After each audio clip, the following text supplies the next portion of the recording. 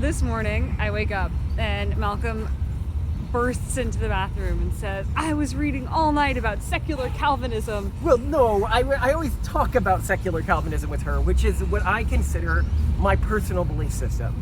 But I'm always looking for material so that she can better understand what I mean and why I frame myself that way instead of framing myself as being an atheist or agnostic or something else like that. And it's interesting, just first to note, that some religious traditions, when a person is, maybe technically atheistic, like a Bernie Sanders or something like that, Okay. he doesn't have to say he's an atheist. He says, I'm a secular Jew. There's a few religious traditions where you can really get away with that. Judaism is one. Okay. Quakerism is another. But you don't with many others, where I feel that there's a lot of value in differentiating yourself culturally from what people may consider the mainstream atheist community. So even if one doesn't believe the dogma, sometimes it's convenient to be able to say that you do believe in all the cultural baggage that comes with a religion. Well, you could call it cultural baggage, but... Or cultural fringes, benefits. But I would consider myself, even ideologically, even in my view of the world, much closer to a Puritan Christian or a Calvinist than I am to a generally agnostic person. Okay, but then let's step back before we talk about Calvinists, because when I learned about Calvinists, it was in high school studying European history, and it was within the context of the Reformation.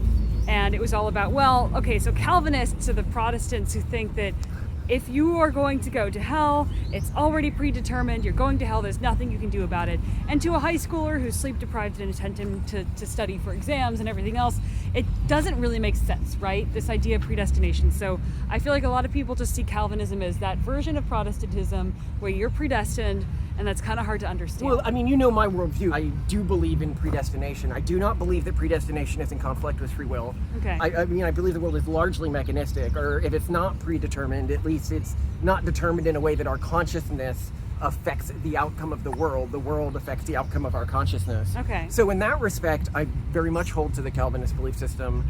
But the other thing the Calvinists were uniquely known for was asceticism. And a final thing that they're really known for is the advent of capitalism. Max Weber, yes, one of the founders of, what's that field called? Sociology or whatever. He was really seen as a foil to Marx at the time. Okay. And what he argued is that capitalism didn't come about because like the world was like, okay, now we're going to try this capitalism thing. Okay. It came about organically, and he argues starting in the more Calvinist areas of the world. And you can say, wait. So these people were ascetic and believed in predestination and predeterminism. Why would that lead to capitalism? Okay. And it has to do with their money. So because they believed in predestination, they didn't know whether or not they were going to go to heaven or hell. It was decided beforehand. Right. But they could look for signs. Ah. And one of the signs that they would look for was God favoring them with wealth. But spending the money they made in making themselves and aggrandizing themselves that's sinful also behavior. sinful. Yeah. Giving the money to charity, that was also sinful because that encouraged bad behaviors in others, and God put them there for a reason. I mean, everything was predetermined. So if you couldn't spend the money, and you couldn't give it to charity, and you couldn't use it to aggrandize yourself, the only thing you could do with the money is buy more companies. Or reinvest it in the operation that you're already running. That is incredibly capitalistic. It is incredibly capitalistic.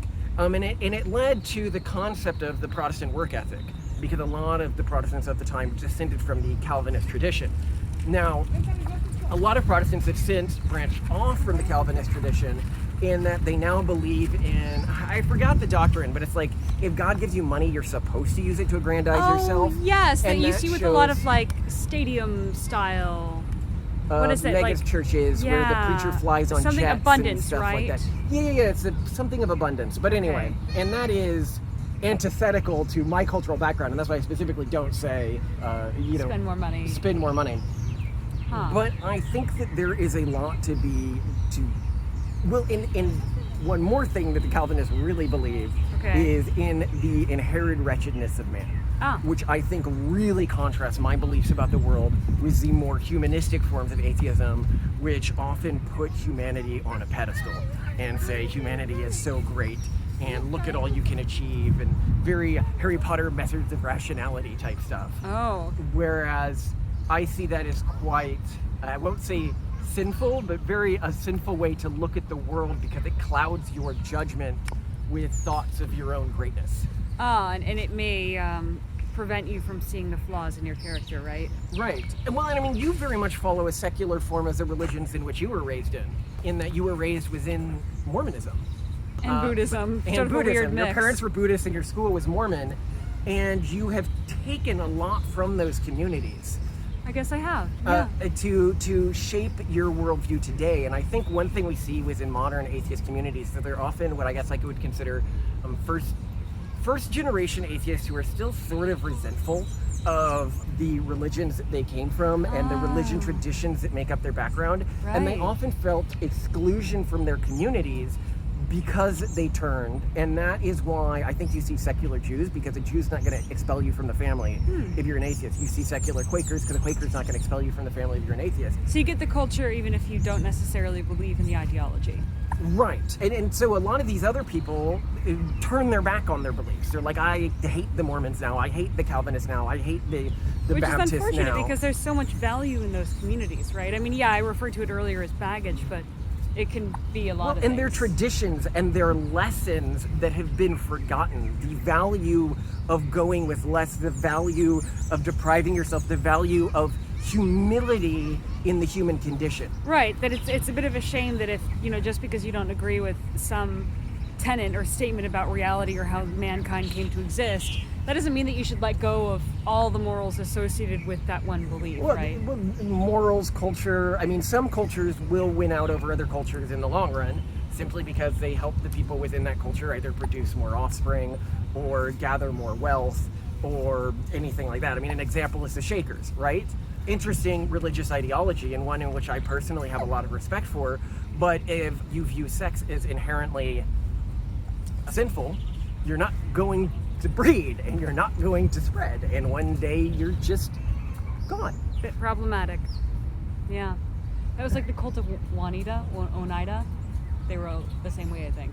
Oh yeah, They yeah. disappeared Well, there's because been of a that. few groups like that throughout history, and they tried to recruit their way out of that problem, and it's a very hard thing to do. Yeah. And if you look at the traditions that don't see the world in that respect, they're the ones that are growing the most these days. Interesting. So, wow, I do now, after hearing your description of secular Calvinism, wish that it were a bigger thing. Maybe it will be someday. Who knows?